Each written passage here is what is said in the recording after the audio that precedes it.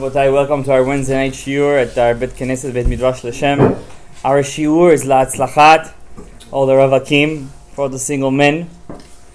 Bifrat especially, Avraham ben Adina, Yonatan ben Margarita, Aryeh David ben Mirza Brindley, David ben Svet Etzivia, Gabriel ben Svet Etzivia, Gabriel Chai ben Ruben Veleah, Eliezer ben Yehuda, Baruch ben Tzivia, וגם David ben Tonya, Yitzhak ben Tzipora, Shimon ben Dor, Yisrael ben Susanna, and also I want to bless all the students in our yeshiva who come to yeshiva and to learn Torah.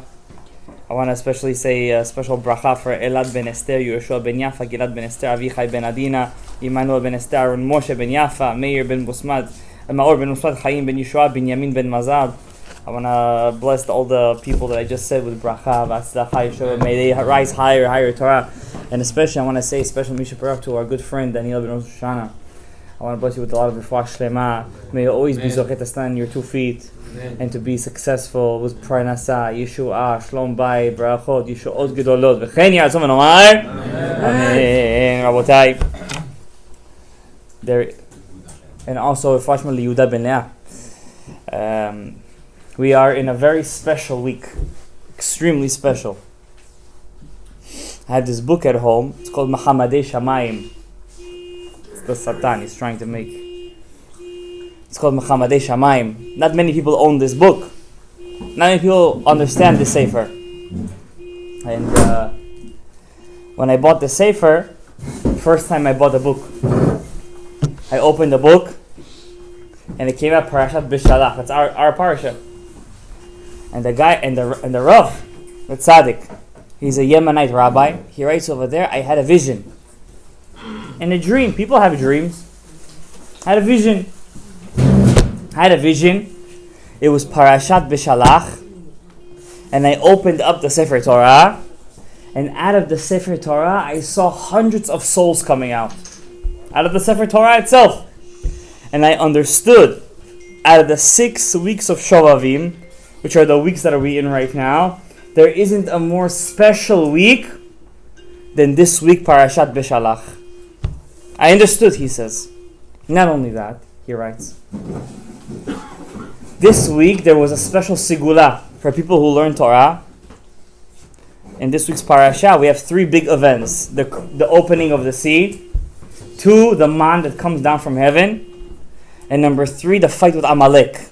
Amalek is the antithesis, the antagonist of the Jewish people throughout history. In fact, today I was learning the book of mitzvot of the Chafetz Chaim, and he writes over there, till today, in our generation, there is a mitzvah to wipe out Zecher Amalek. We just don't know who they are.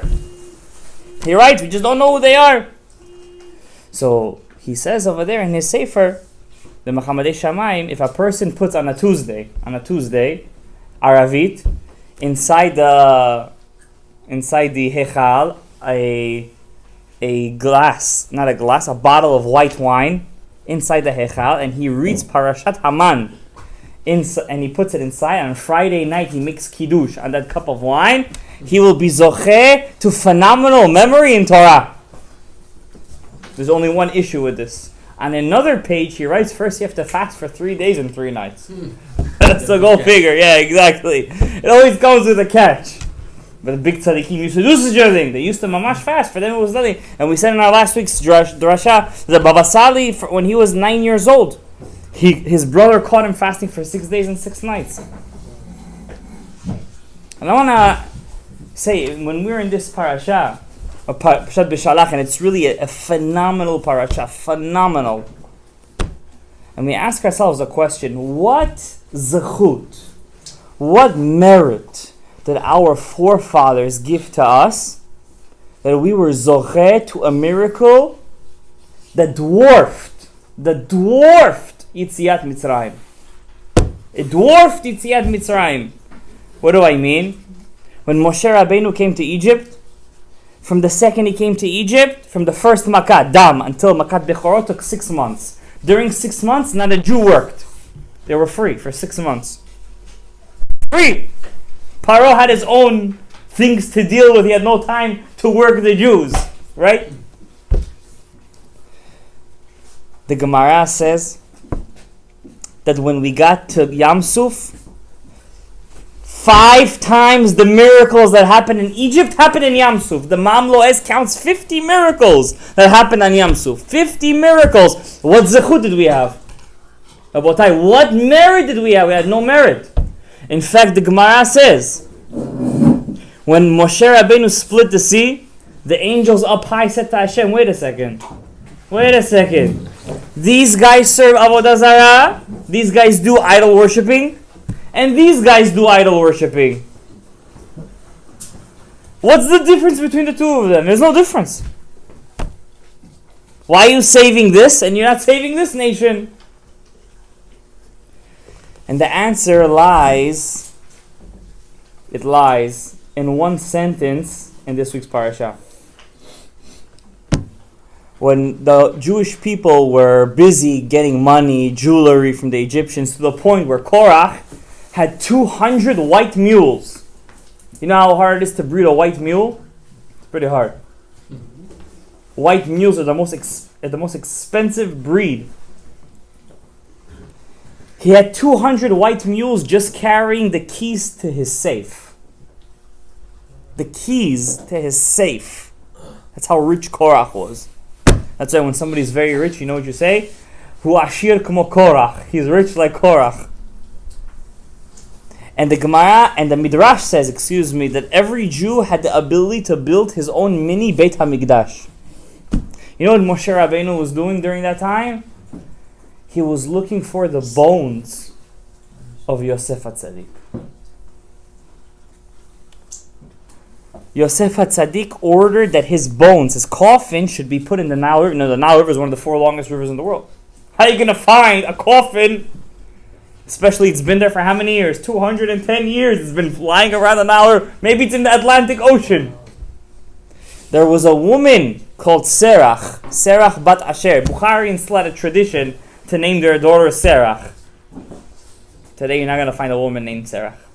Don't even try looking for it. And she told Moshe over here, I remember in this spot, that was the spot that Yosef HaTzadik said, bury me. Throw me into the Nile over here. Moshe took a tas shel zahav, a silver plate. He wrote on it 3 letters. Yud, Lamed, Yud. He threw it into the water, and the basket of Yosef HaTzadik, his coffin, bubbled up. It went up. And he blessed Sarah Bat Asher, and she's one of the couple of people in Jewish history that went to Gan Eden alive. Including in that list is Eliyahu Hanavi, Rabbi Yoshua ben Levi, and Eliezer, the servant of Avraham Avinu. Could you imagine? Sometimes I pray Shemona Yisrael. The first halacha in Shemona Yisrael, the first halacha, in every sidur, open up every single sidur. If you do this halacha, I'm telling you, it's going to change your Shemona Yisrael. It's going to change it. Imagine you're in Israel, you're in Jerusalem, you're in the Beit HaMikdash, you're in the Har HaBayit, and you're standing in the Heichal Hashem. You're standing inside the Beit HaMikdash. You're looking at the Kruvim. Did you ever try doing that when you're praying Shemona Yisrael? If you try doing that, I'm telling you, I promise you, your Shemona Yisrael is going to change. You'll start having tears in your Shemona Yisrael. Your eyes will start flowing. It's a different experience. Because all you have to do is allow your human brain, just give it the permission to delve into your subconscious. And deeper than your subconscious, it's called the neshama. If you could tap into your neshama, you could tap into all your gilgulim. And guess what? You were at Har Sinai, you were in the time of the Beit HaMikdash, you were at the time of Moshe Rabbeinu, Yoshua Rabbeinu, you were in everything. You just have to tap into it. And all you got to do is allow yourself to do that. So what does Shulchan Aruch say? Open the Sidur Shmona Yisrael, close your eyes. Imagine you're in Jerusalem, you're inside the Har HaBayit, and you're inside the Beit HaMikdash. That's it, you're there. I'm just imagining it, but trust me, you're there. How do you know it? Suddenly you'll feel your emotions bubbling up. And I'm going to tell you, this is not some Kabbalistic heebie-jeebie. First of all, it's halacha in the Shulchan Aruch. Number 2, the great student of the Baal Shem Tov. That I was zochet b'mishtateach. I prayed by his grave. Rav Dov Berim is rich.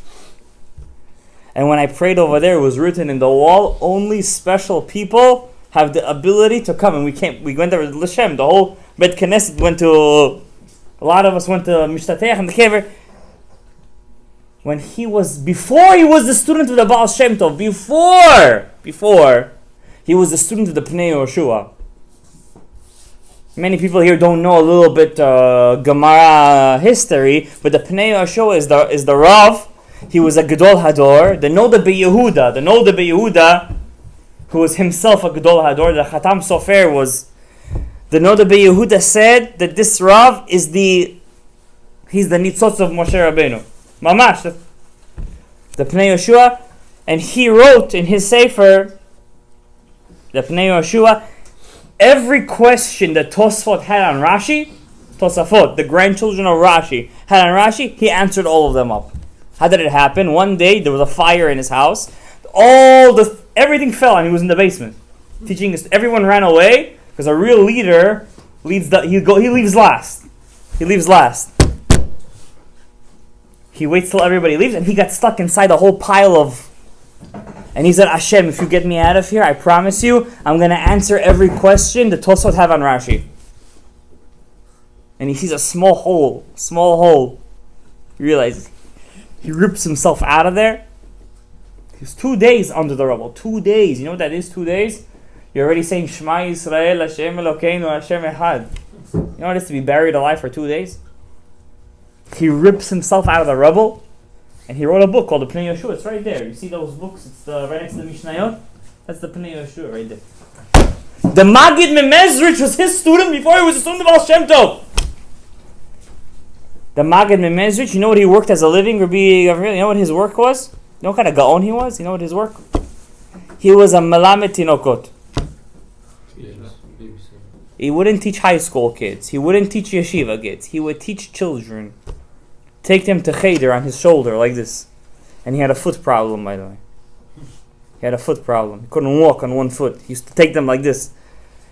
And it says in the Sfarim, the Holy Sfarim, it says, he wouldn't allow a kid to say Aleph Bet in his class until he would retract the memory of the child had at Har Sinai. I remember reading this as a kid. I remember reading this. Deep in my father's library, there's a book of the Magid Memezrich, 2 books. Had such a roshem on me, had such an impression on me, this story. I'm like, how does a Rav retract a memory that you had at Har Sinai? Now that I'm in front of you, I could relate to you that it's not only possible, it's emet. You could do that. And you could do it to yourself. You don't need a Magid Memezrich. You could do it to yourself just by praying Shemona Yisrael. And this is the point that I want to tell you today. What is the Jewish secret weapon? There was a Rav that this past couple of days that I was learning his farm, the Avnei Nezer, Rav Avram Misochashov. It was a huge Gaon, pre-World War II, early 1900s, late 1800s. Huge Gaon, huge! The Avnei Nezer, his father, his name was Rav Ze'ev. Back in Europe, they used to call people after animals. Ze'ev, wolf, dove, bear, aryeh, lion. Why? It's cold in Europe. And kids used to die at a very young age. So the Chida writes in Shema Gedolim that they used to call kids after animals because animals, they survive the winter. So this boy, this man, he was named Rav Ze'ev. Ze'ev is a wolf. Why? He should be strong like a wolf. Like, you know, Bukharians used to call Bechor, or how do you say weird names? Tzedakah. Huh? Tzedakah, correct. Iraqis used to use that a lot. Tzedakah. Huh? Polit? Yeah. Palot. Yeah. Maybe you mean Palot. Yeah. Weird names like that. There's also Ribbi. Where did the name Ribbi come from? Bukharians name Ribbi. You know what they used to do? Kids used to die at a young age. There's no hospitals, nothing. The child used to be born. The mother was afraid. 10 kids already died. They used to take the child, put it by the rabbi's house, and they used to leave a petek. A note. Your name. It belongs to the rabbi. It's not my kid. If Hashem wants to kill, Hashem take it away. It's the child. It's the rabbi's child. And the name stand Rebbe. His name was Rebbe. Like this, or Bechor. Why would they name kids Bechor back in the day? He doesn't have a name. He's Hashem's child. He's a Bechor. Chas v'shalom, he shouldn't pass away in a young age. So the Avnei Nezer, his father's name was Rav Ze'ev. How was he merited to have a son like the Avnei Nezer, the Rav Avram Misochachov?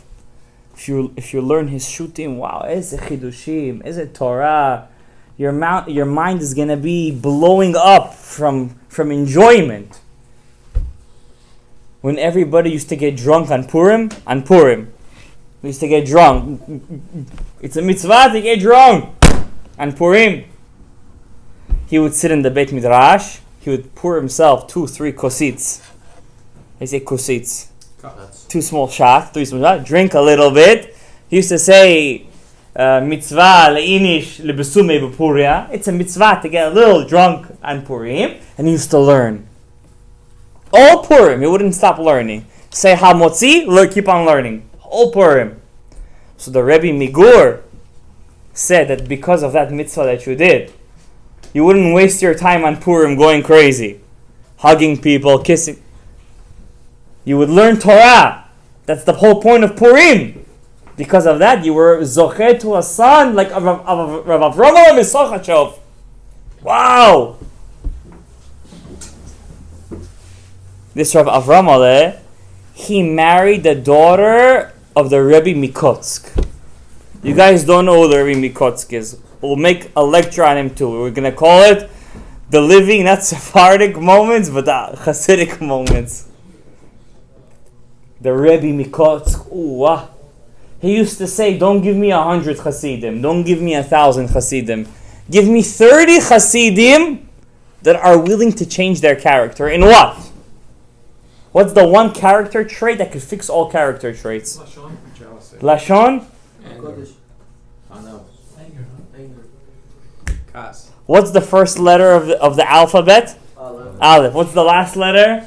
Taf. What's the middle letter? Mem. Emet. Truth.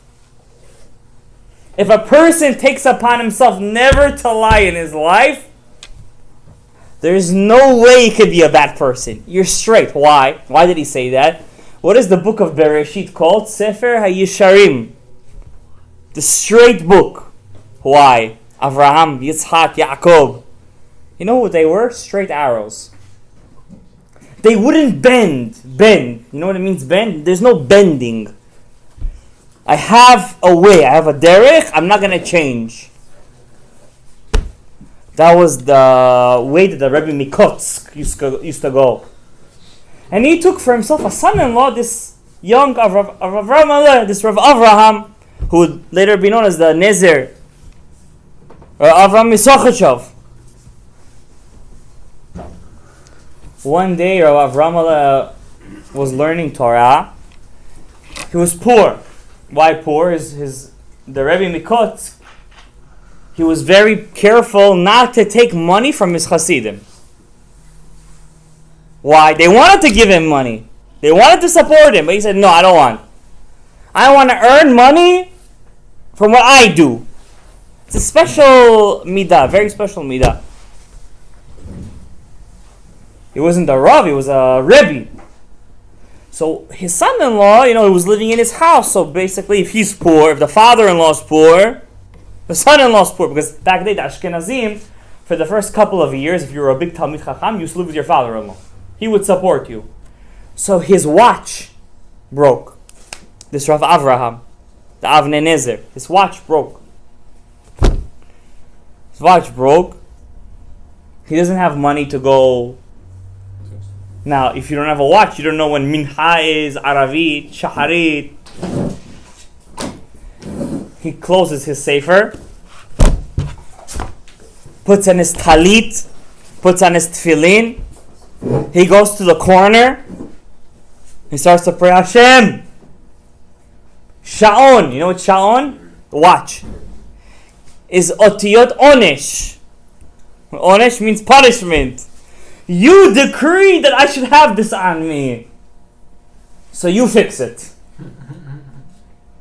And the watch started to tick.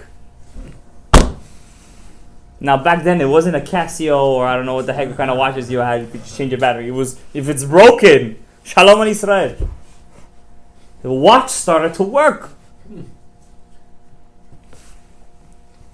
When the Avnei Nezer, this Rav Avram Misochachev, saw that his watch started to work, he's like, every time he had a question in the Torah, every time he used to say, Gabriel, Hashem, I don't understand it. You made me a blockage. Open it for me.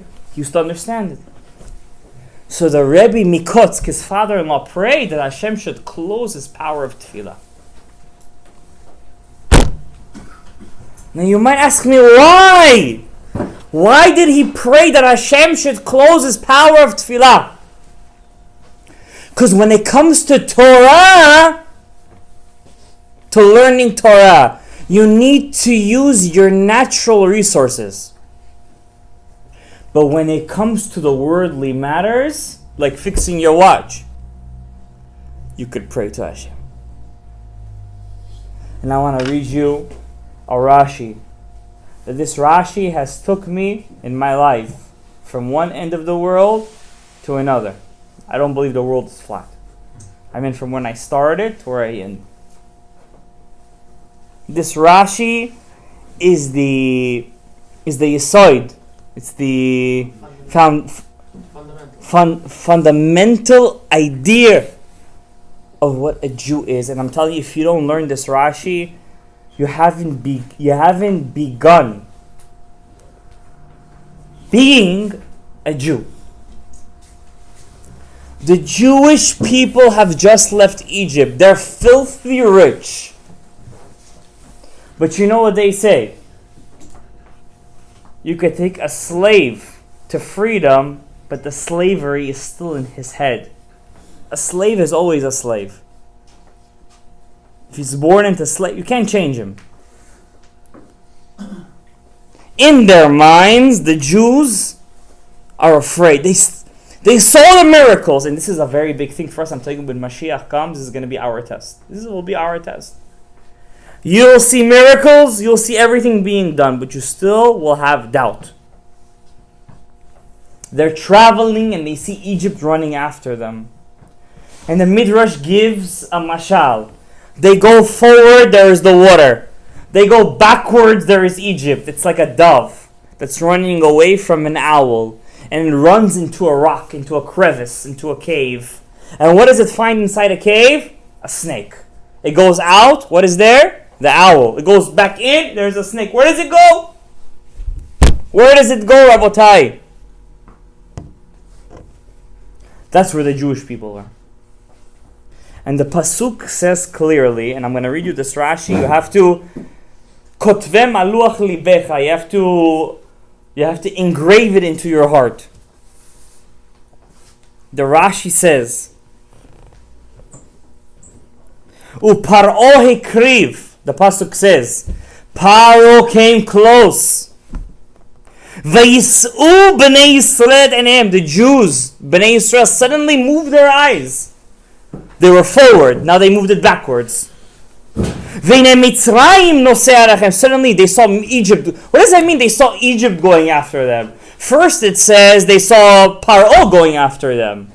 Now it says they saw Egypt after them. Why? A slave is a slave. When he sees one, he sees a million. He remembers what he went through for 210 years. So Paro, okay, you guys are 3 million. You can't fight 600 chariots. All you have to do is each Jew had to pick up a rock, throw it. That's all they had to do. You know, there's 3 million people versus 600. I don't know math that well off the top of my head. That's a very small ratio. 600 versus 3 million, that's nothing. But when they saw them, it was like they saw the whole Egypt. Slave as a slave. Vayir'u me'od, Rabbi Avraham. They started to shake in their boots. What did they do? Vayitz'aku b'nei Yisrael el Adonai. They started to scream to Hashem. Wait a second. If you're afraid, what should you start doing? Start complaining. Start going to Moshe. Torah says no. They didn't do that. In their spiritual DNA, their natural DNA, you, me, everyone over here in this room, they started to scream to Hashem. Not pray. Scream. You know what tza'aka? You know what a tza'aka is? A yell. They started to yell to Hashem. What does that mean? You have a question, who do you look first? Rashi. And this Rashi is just, it's mind-boggling. Vayitz'aku. First three words. Tafsu umanut avotam. They use the skill of their forefathers. What does that mean? They use the skill of their forefathers. Who is our forefathers? Avraham, Yitzhak, Yaakov. If you didn't have kavanah in the first bracha of Shemona Yisrael, Elokei Avraham, Elokei Yitzhak, Elokei Yaakov, you have to return to the beginning. That means, what is the main focus of the Shemona Yisrael? Elokei Avraham, Elokei Yitzchak, Elokei Yaakov. So what did the Jews do when they were in the tough bind? What were they thinking of? Avraham, Yitzchak, Yaakov. What was the skill of our fathers? Avraham, Yitzchak, Yaakov. I'm going to tell you. I think of Avraham Avinu. Avraham, what do you first thought of Avraham Avinu? What was your first thought? Hachnasat or chesed. Thank you. Chesed. He had a tent with 4. Yitzchak, what's your first thought? Sacrifice. Korban. Yaakov. Tsar Gidul Banim. Children. Not on the right, against each other. Not chesed, not gvura, and not tiferet. One word. Tzaka. Tfilah. In your DNA, you have in your spiritual DNA. And I'm going to tell you this one thing. I'm telling this to the mazinim, to listeners, Rabotai. Your spiritual DNA, there is this scientist, a Jewish scientist, I forget which college, Bar Ilan or somewhere in Israel, that he found that our DNA sequence goes in the order of 10, 5, 6, and 5. 10 is Yud, 5 is Hey, Vav is 6 is Vav, and 5 is what? Hey, Yud, K, Vav, K. That means there is a spiritual DNA. Do you know what's written inside that spiritual DNA? Avraham, Yitzhak, Yaakov. And who is inside Avraham, Yitzhak, Yaakov? What is their skill? Rashi says tefillah. Prayer. It's like an atomic bomb. What do you mean? Avraham didn't do chesed? He did, but that's not his skill. Yitzchak didn't do chesed? He didn't do gvura? It's not his skill. Yaakov, it's not his skill. The Torah points out 3 times where our forefathers prayed. By Avraham Avinu it says, Vehu Omer El Hamakom Asher Amacham. Avraham went to the place where he stood. What's the place where he stood? What's that place? What does it say in Shulchan Aruch by Yosef Karo, Maran? When you pray at the same place every day, Elokei, which Elokei?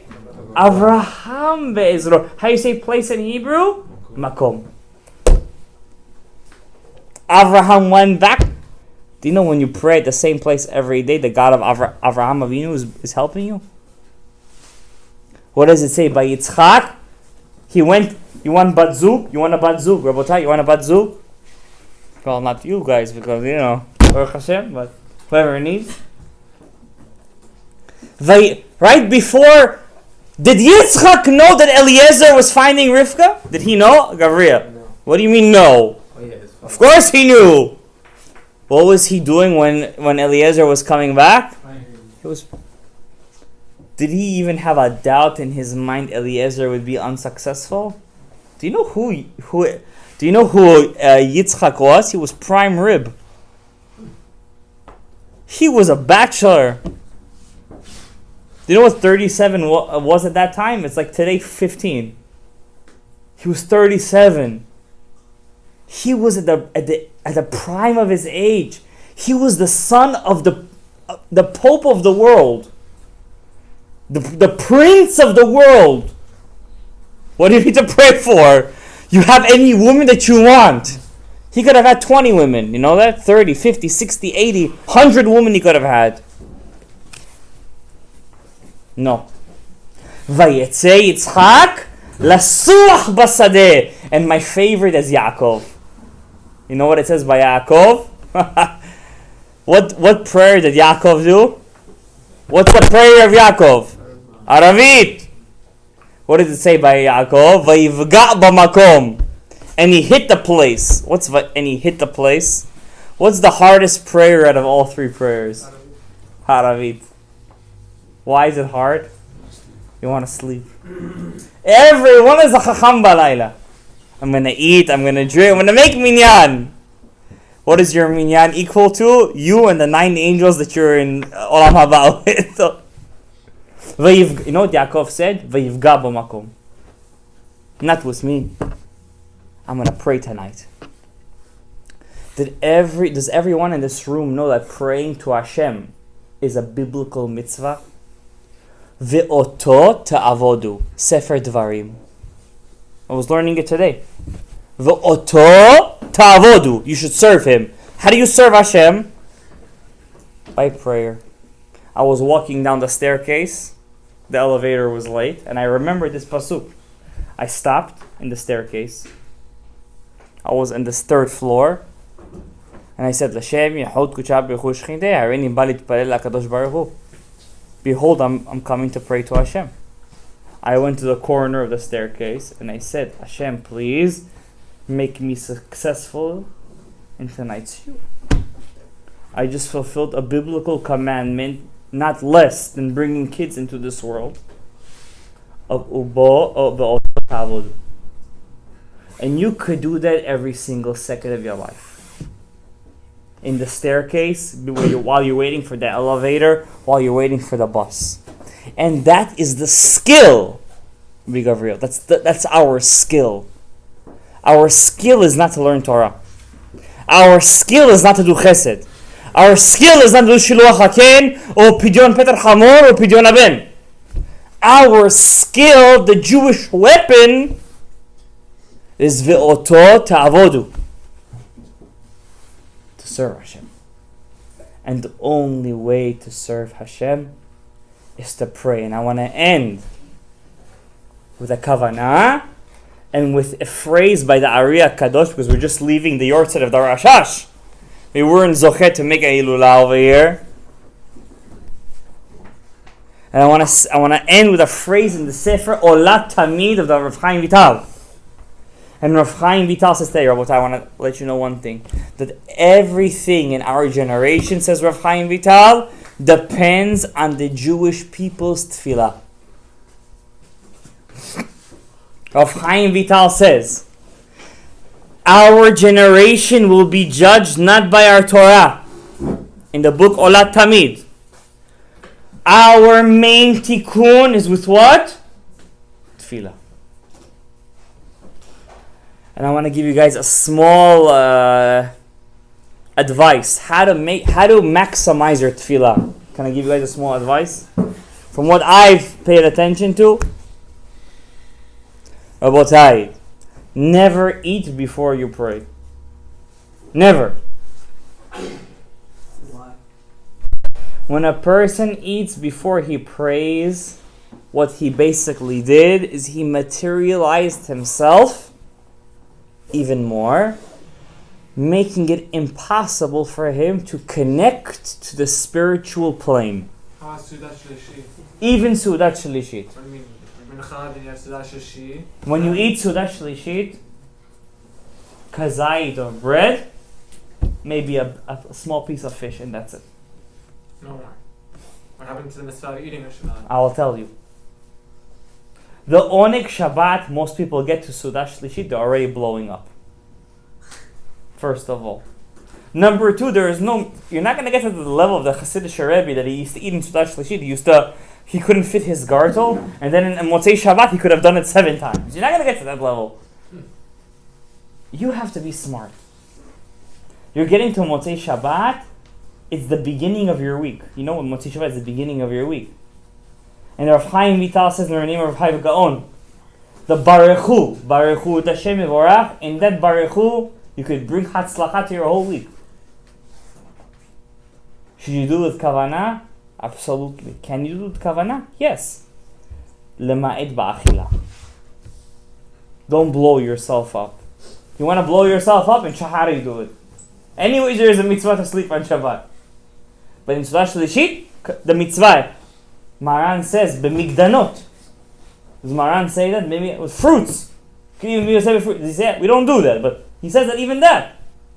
I want to let you know, during the week, especially, before you pray Mincha Aravit, don't eat.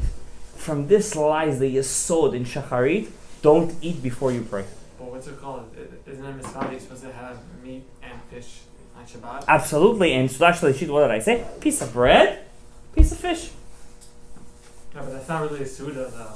Of course, according to Midrabanan, the Masechet Brachot, we accept it upon yourself, as long as you eat kazayit, you're chayav in Birkat HaMazon.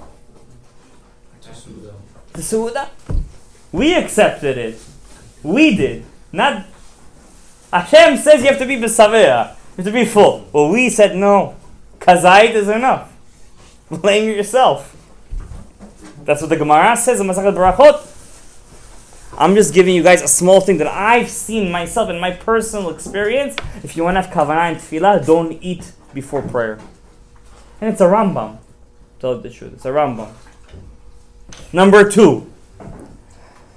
Rabotai, to have kavanah and tefillah, you just have to allow yourself to delve into your subconscious. How do you do that? It's a mamash. It's a halacha. You have to imagine that you're standing in Eretz Yisrael, in Yerushalayim, in Beit HaMikdash, Har HaBayit, Ben HaKruvim. Even more so, Rabotai. Even more so. You want to have kavanah and tefillah. The time is going. But I want to let you guys know. It's pshat. That the skill of a Jew, our skill, it's a Rashi. If you want to see the Rashi, it's Pasuk Yud Aleph and Perek Yud Aleph. I'm sorry, Pasuk Yud, Perek Yud Aleph. And yesterday was Yud Shvat. Today is Yud Aleph Shvat. V'yitzaku, Rabotai. Rav Nachman Mibreslev says a beautiful pshat in Likutei Moharan. He says screaming doesn't mean that the whole world has to hear you. You could scream inside your neshama in a room full of people and no one hears a peep. That's tefillah. That's tzaka's tefillah. One kavanah before I let you guys go. It says by Avraham and Yaakov the word makom. Makom. Who here skips korbanot when they pray shacharit? We just say Shema and Shemona Esrei. Korbanot is not good to skip. It's not good to skip anything. There is a verse in the korbanot. What do we read? Akedat Yitzchak. The binding of Isaac. In Akedat Yitzchak it says by Abraham that he got to the Makom. When you get to Makom, Mem is 40. Kuf is 100. 100 plus 40 is how much? 140. Plus Vav is 6. How much you have? 146. Plus another Mem, 40. Makom, 186. If you take the name of God, Yud, K, Vav, K, and you do Yud times Yud, it means Yud 10 times Yud. It's how much? 100. Hey times Hey. 5 times 5. 25. Vav is 6. 6 times 6, 36. Another 5 times 5, what are you going to get? 186. If you have this kavanah in your tefillah, says the Ari Kadosh, you could uplift your prayer to any place, makom, that you want. That's the secret that it says by Avraham. Vayashkem Avraham Boker el makom. By Yaakov it says Vayivga b'makom. By Yitzchak it doesn't say that because he didn't need it. It says Vayitze Yitzchak latzuach basadeh. Sadeh. You know what a sadeh is? Sadeh is an open field. You're not afraid of anyone. Come towards me, I got you. He's Givurah. Are you Givurah? We're not Givurah. So this is one kavanah that a person could have. Yud, when you say the word makom, Yud, 10 times Yud. Hey, 5 times Hey, Vav.